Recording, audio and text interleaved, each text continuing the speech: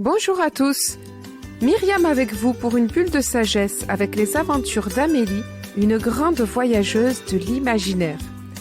Des Caraïbes au Lot-et-Garonne, elle parcourt les océans en quête de sagesse. Aujourd'hui, c'est la suite du jardin solidaire ou jardin au colibri. C'était en 2008, au cœur de la crise financière et de la crise identitaire aux Antilles.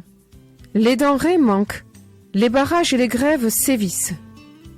C'est au beau milieu de cette agitation sociale qu'Amélie et ses quelques amis partagent un jardin collectif. Comme toujours, chaque crise, quelle qu'elle soit, réveille le pire comme le meilleur de l'homme. L'urgence de partager se réveille alors tout naturellement. Ainsi, chaque semaine, ils avaient rendez-vous. Pour semer ou planter, pour nettoyer ou récolter, radis, carottes, salades, mais aussi bananes et même patates douces. Quel bonheur que de savourer ensemble leur toute première omelette de patates douces du jardin. Quelle complicité vécue à apprendre comment faire un compost. Et puis, regarder ensemble un fil doré d'une araignée le soir au soleil couchant dans leur jardin. Ah, certainement son vieil ami Omar était le plus émerveillé. Il s'extasiait devant les tout premiers radis croquants sous la dent. Il touchait les légumes comme si c'était de l'or. Et chaque mois, Michel Bonpin envoyait une lettre à tous les groupes de solidarité. Partout en France, il y avait des groupes de jardins collectifs, mais aussi des bricolages solidaires ensemble, des transports solidaires, des courses. Bref, tout un tas d'initiatives en fonction des sensibilités de chacun. Il les encourageait à partager du matériel, certes, mais aussi à se réunir chaque mois pour s'entraider dans leurs problèmes, comme un partage plus essentiel, celui des douleurs confiées et de l'entraide vers le haut. C'était un partage du bas en haut. Ah, le bougre d'homme, il savait bien ce qu'il faisait. Comme si au fond le contexte du jardin n'était qu'un prétexte pour partager bien plus. Il était bien là le cœur du partage, celui de nos sincérités. Il était bien là le cœur de nos blocages les plus profonds. Et si nos blocages de partage pouvaient se concentrer dans nos points fermés, la solution pourrait alors émerger dans notre main qui s'ouvre peu à peu.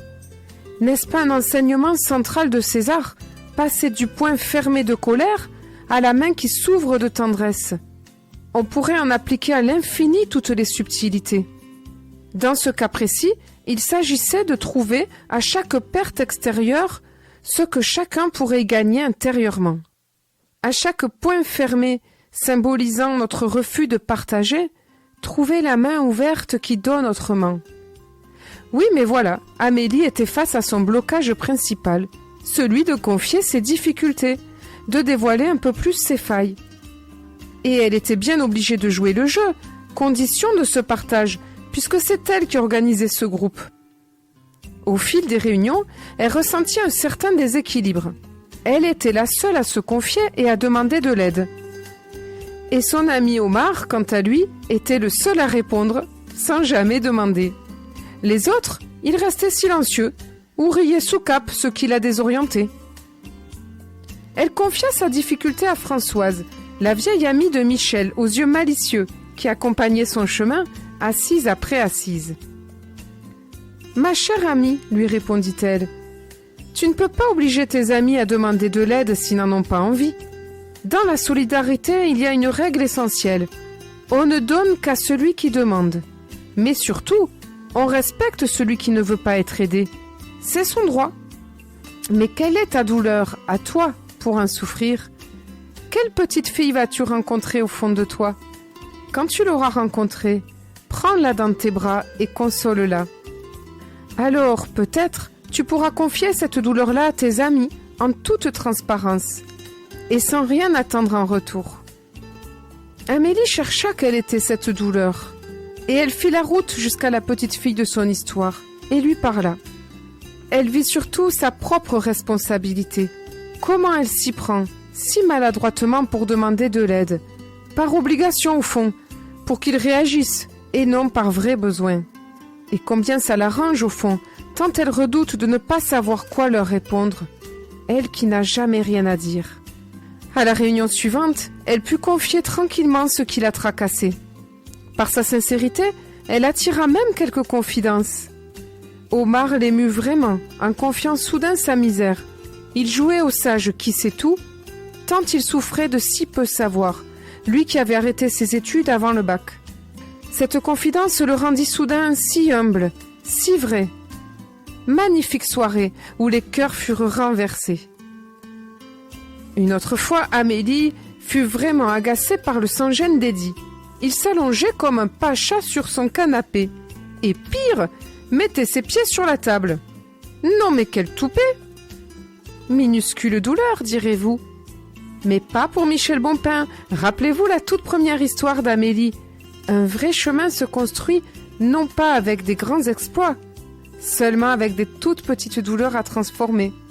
Ah, mais il faut bien le reconnaître, ces petites douleurs de tous les jours, elles nous empoisonnent la vie. Là encore, c'est Françoise qui retourna le miroir vers Amélie, l'invitant à prendre conscience de sa propre intolérance. En quoi l'attitude de ton ami est-elle insupportable? Que s'autorise-t-il que toi tu t'interdis? Oh, ce miroir n'est pas très agréable, tant il lui révèle une Amélie tellement coincée et que son apparence de fille bien élevée cache un tel handicap à se lâcher. C'est tout son rapport au plaisir qui soudain lui saute aux yeux. Là encore, elle dut retrouver la petite fille de son histoire, celle qui était obligée de se tenir bien droite à table et les mains posées de chaque côté de son assiette. « Tiens-toi bien !» entendit-elle même à son oreille. Là encore, elle tenta de trouver les mots pour la consoler et pour s'apaiser avec ce papa qui voulait tellement bien faire. Oh, il y en eut encore bien d'autres, des anecdotes savoureuses autour de ce jardin partagé. Je ne peux pas toutes vous les raconter, mais quand même, reconnaissez-le, quel génie que cette idée de partage en haut et en bas, des choses extérieures comme des choses intérieures. Cette année-là, Amélie a fait un sacré voyage sans sortir de son jardin. Un voyage au cœur d'elle-même. Et voilà, c'était l'histoire d'Amélie, notre grande voyageuse de l'imaginaire, et c'était le jardin solidaire ou jardin au colibri. J'aime cette histoire parce qu'elle résonne fort avec notre actualité. Et vous, chers auditeurs, est-ce que cette histoire vous a touché? Vous a-t-elle interpellé? Avez-vous des questions? N'hésitez pas à me contacter à myriam.simber, @laposte.net, et je vous invite également à faire un petit tour sur mon site radioinspirationtoutaccroché.com.